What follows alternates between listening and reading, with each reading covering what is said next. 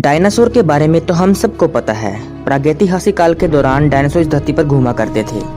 कुछ डायनासोर जमीन पर चलते थे तो कुछ पानी में, कुछ शाकाहारी होते थे तो कुछ मांसाहारी। लेकिन आज मैं आपको एक ऐसी प्रजाति के बारे में बताने जा रहा हूँ जो डायनासोर उड़ सकते थे। मैं उड़ने वाले डायनासोर टेरोसोरस की एक प्रजाति क्वेट्ज़ाकोटलस टेरोसोरस के बारे में आपको बताने जा रहा हूँ। तो चलिए उनके बारे में हम 10 रोचक तथ्य जानते हैं। नंबर 1 पे है विंग स्पैन। इनके पंखों का सही आकार ना होने के बावजूद यह तो साफ है कि क्वेट्ज़ाकोटलस टेरोसोरस अपने पंखों को 30 फीट से ज़्यादा तक फैला सकते थे, जो एक प्राइवेट जेट के बराबर होता है। अगर हम इसे आज के ज़माने के सबसे बड़े पंछी से तुलना करें तो इंडियन कोंडोर, जो अपने पंखों को सिर्फ 10 फीट तक ही फैला सकता है, जबकि ज़्यादातर पंछी क्रिटेशियस पीरियड के दौरान छोटे आकार के हुआ करते थे। टेरोसोरस के जीवाश्म 1971 में टेक्सास में मिले, जो ये दर्शाता है कि इनकी कम से कम विंग स्पैन 36 फीट हुआ करती थी। नंबर 2 पे है physical characteristics.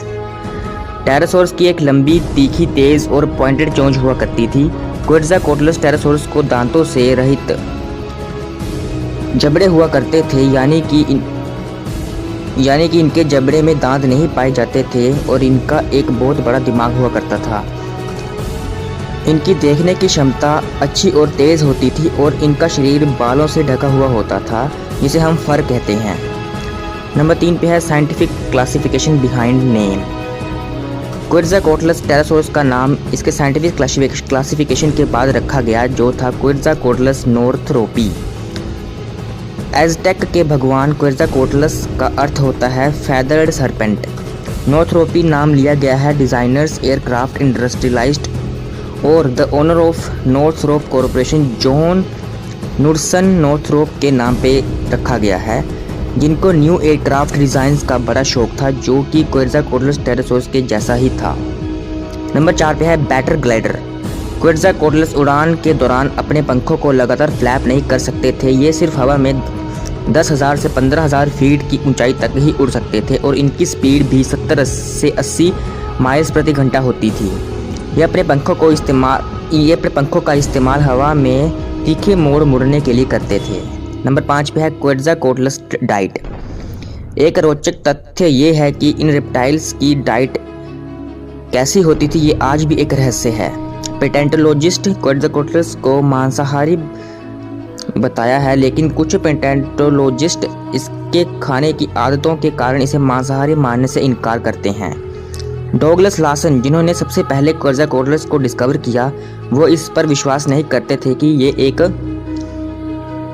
Fish eater dinosaur हो सकता है, क्योंकि जहाँ से इसके फॉसिल्स को खोजा गया वो फॉसिल साइट्स रिवर के कोस्ट लाइन से कोसों दूर थी।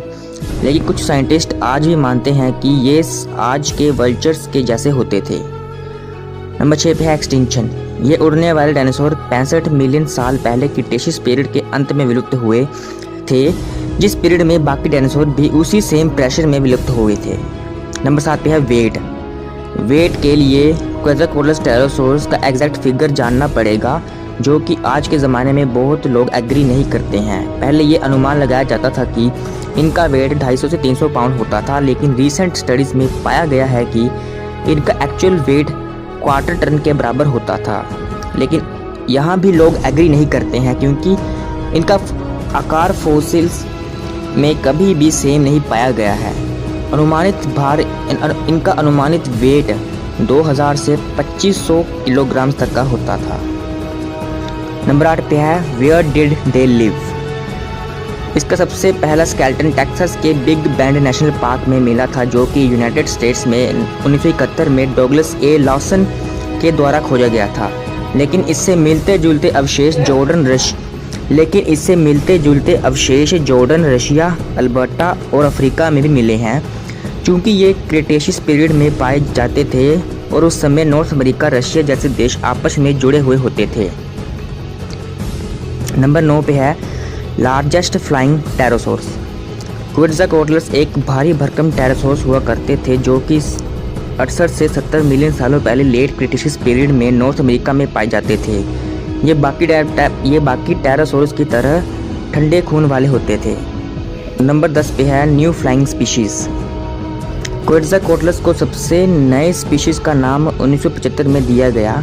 क्वेट्ज़ाकोटलस की खोपड़ी से यह पता चला है कि इनके पास एक पॉइंटेड और शार्प बीक यानी कि चोंच होती थी। तो ये थे 10 रोचक तथ्य क्वेट्ज़ाकोटलस टेरासोरस के बारे में। अगर आपको इनके बारे में जानना अच्छा लगा है तो और आगे आने वाले ऐसी ही वीडियोस को देखने के लिए हमारा चैनल सब्सक्राइब करें एनिमल फैक्ट्स हिंदी। धन्यवाद।